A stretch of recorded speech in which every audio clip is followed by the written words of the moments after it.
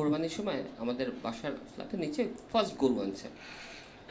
তো ওইটাকে গরু বলতেছে সবাই, আসলে ওইটা গাভী। এখন এই জেন যে রে বাইরে গেছে, ও মাই গড, ওয়াও, 4টা নুনু।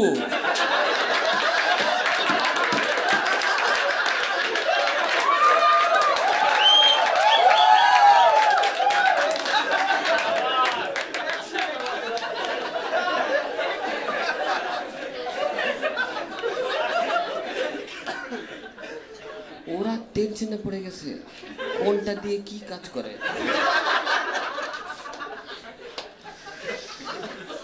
ওদের ধারণা গরুর সিস্টেম অন্যরকম, তারা চাইলে ডাইনেরটা দিয়ে, চাইলে বামেরটা দিয়ে, চাইলে সামনে পিছে করতে পারে।